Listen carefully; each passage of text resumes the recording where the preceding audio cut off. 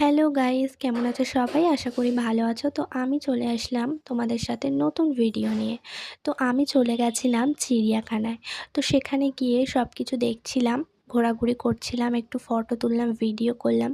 তারপরে দেখো এখন যে শীতকাল, খুব সুন্দর সুন্দর দারুণ দারুণ ফুল ফুটেছে। তো তারপরে দেখো চলে গেছিলাম জেব্রা দেখাতে। যেই আমি দেখাতে যাচ্ছি তখনই জেব্রাটা পিছনে লুকিয়ে পড়লো গাছের পিছনে। তো ঠিকভাবে দেখানোও হলো না। তারপরে দেখতে চলে গেলাম একটা কিউট কিউট কিউট বেবিকে। তো আমি ওখানে বলছিলাম কি কিউট দেখতে, কুচি কুচি করছিলাম ওর সাথে, একটু মনে হচ্ছিল ওকে বাড়িতে নিয়েই চলে যাই। কি কিউট কিউট দেখতে, আমি কখনো দেখিনি এরকম কিউট বাচ্চা। তো আমার খুব ভালো লেগেছে ওর সঙ্গে একটু খেলা করে। তারপরে চলে গেছিলাম ওই যে দেখো কুমির। তারপরে চলে গেছিলাম দেখতে, এটাকে কি পাখি বলে জানি না আমি ঠিক। তো তোমরা বলো, তোমরা কমেন্টে জানিও যে ওটা কী পাখি। তারপরে দেখো ছোট্ট ছোট্ট টিয়া পাখি, গ্রিন কালার ছিল, রেড কালার ছিল। হ্যাঁ, ওরা বোধহয় খাচ্ছিল।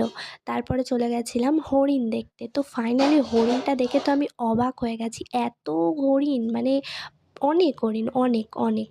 আর একটা ছোট বাচ্চা হরিণ ছুটোছুটি করছিল, লাফাচ্ছিল, দেখতে খুব ভালো লাগছিল।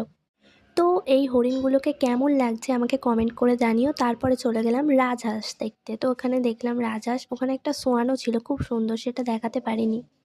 ফাইনালি চলে গেছিলাম জিরাফ দেখতে। এটার জন্য কতক্ষণ যে ওয়েট করেছি তার বলার কথা না। সো এখানেই আমি ভিডিওটা শেষ করলাম। নেক্সট ভিডিওয়ে আবার তোমাদের সাথে দেখা হবে। তো লাইক শেয়ার কমেন্ট করতে যেন ভুলো না।